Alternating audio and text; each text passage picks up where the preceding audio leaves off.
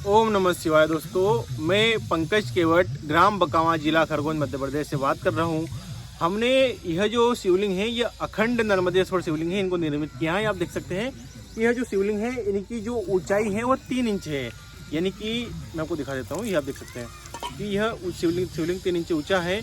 और हमने इस शिवलिंग को माँ नर्मदा के पवित्र पत्थरों से तराश कर निर्मित किया है। जिन भी भक्तों को अखंड शिवलिंग चाहिए होता है, यानी कि ऊपर वाला भाग और नीचे वाला भाग जलाधारी दोनों एक ही पत्थर से निर्मित हो। आप देख सकते हैं, मैं इस पर जब पानी डालूंगा, पानी डालो तो इनका जो कलर है वो प्राकृतिक रूप से अपने आप निखर कर बाहर आता है। तो इस तरीके से यह शिवलिंग काफ़ी सुंदर शिवलिंग होते हैं तथा जब इन पर पानी डाला जाता है तो इनकी जो रूप रंग आकृति होती है वो अपने आप चमकदार होनी प्रारंभ हो जाती है। ये आप मेरे पीछे देख सकते हैं कि मैं अभी अपने कारखाने में बैठा हूँ, जहाँ पर हम लोग माँ नर्मदा के पवित्र पत्थरों को निकाल कर उनके शिवलिंग को तराशने का काम करते हैं। और इसी शिवलिंग को नर्मदेश्वर शिवलिंग के नाम से जाना जाता है, जिनका वर्णन हमें नर्मदा पुराण, स्कंद पुराण, महाशिव पुराण तथा अन्य कई शास्त्रों और अन्य कई जगहों पर हमें देखने को मिलता है। आप देख सकते हैं कि इसमें अशोक सुंदरी का निर्माण भी किया गया है। साथ में ही कार्तिक जी और पार्वती जी का जो स्थान होता है वह भी दिया गया है, आप राइट साइड से देख सकते हैं। और अभी तो इनकी फिनिशिंग भी बाकी है। अभी सिर्फ जब इन पर पानी डाला जाता है तभी इन पे जो है अच्छा इनका जो प्राकृतिक कलर होता है वह निकल कर बाहर आता है। तथा इस प्रकार का जो शिवलिंग होता है, यानी कि इस कलर का जो शिवलिंग होता है, इसे स्वयंभू नर्मदेश्वर शिवलिंग कहते हैं। यह नर्मदा नदी के पत्थरों से निर्मित नर्मदेश्वर शिवलिंग के जितने भी प्रकार होते हैं उन सभी प्रकारों में सर्वश्रेष्ठ शिवलिंग यही होता है। जो गहरे शहद कलर का शिवलिंग होता है, इस प्रकार की शिवलिंग को स्वयंभू कहते हैं। अभी मैं मेरे कारखाने में हूँ।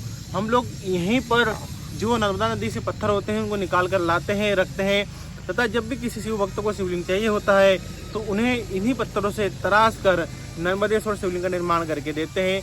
जहाँ पर हम लोग घर में रखने वाले यानी कि सबसे छोटे से अंगूठे के आकार के शिवलिंग से बड़े बड़े जो मंदिर होते हैं उनमें जो बड़े बड़े शिवलिंग रखते हैं उनके साइज तक के सभी शिवलिंगों का निर्माण यही करते हैं। मैं आपको दिखा देता हूँ। ये आप देख सकते हैं कि यह पीछे मेरे कई सारे पत्थर रखे हुए हैं। ये वही पत्थर है जिनको हम नर्मदा नदी के अंदर से निकाल के लाते हैं। तथा मेरे पीछे ये आप देख सकते हैं कि हमारा कारखाना है, या फिर जैसे छोटे मोटे कई अभी सारी शिवलिंग बन रहे हैं और कई सारे बनना बाकी हैं। इधर पीछे और भी सारा काम चल रहा है। तो इसी तरीके से बस इन्हीं पत्थरों को निकाल कर इनको तराश कर जिस शिवलिंग का निर्माण किया जाता है उसे नर्मदेश्वर शिवलिंग के नाम से जानते हैं।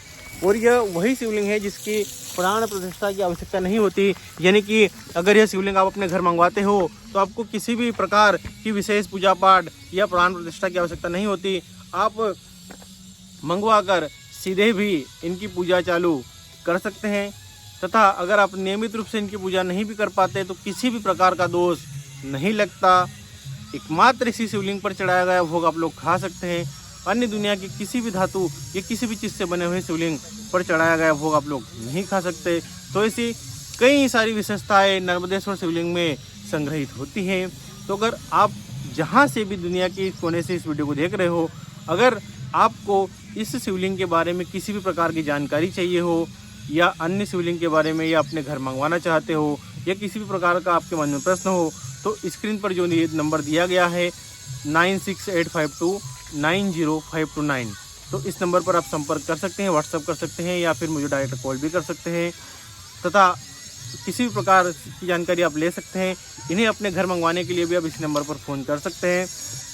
तथा अगर आपको जानना हो कि मैं कहाँ से हूँ तो मैं ग्राम बकावा जो कि नर्मदा नदी के किनारे स्थित एक छोटा सा गांव है जो कि ओमकारेश्वर ज्योतिर्लिंग से 50 किलोमीटर दूर स्थित है तथा यह मध्य प्रदेश के खरगोन जिले में आता है। मैं वहां से बात कर रहा हूं। हम लोग यह काम जो है शिवलिंग नर्मदेश्वर शिवलिंग के निर्माण का यह लगातार कई वर्षों से करते आए हैं तथा इन्हें आगे भी हम इसी तरह से सुचारू रूप से संचालित करेंगे। तो बस अंत में यही कहना चाहूँगा कि अगर आपको ये जानकारी अच्छी लगी हो तो वीडियो को लाइक करना बिल्कुल भी ना भूलें, कमेंट में हर हर महादेव लिखना बिल्कुल भी ना भूलें तथा इस वीडियो को अपने दोस्तों के साथ शेयर करना बिल्कुल भी ना भूलें। इसी के साथ अगर आपने अभी तक चैनल को सब्सक्राइब नहीं किया है तो सब्सक्राइब करना भी ना भूलें। इसी के साथ हम लोग मिलते हैं अगले वीडियो में। तब तक के लिए नर्मदे हर, धन्यवाद। ओम नमः शिवाय।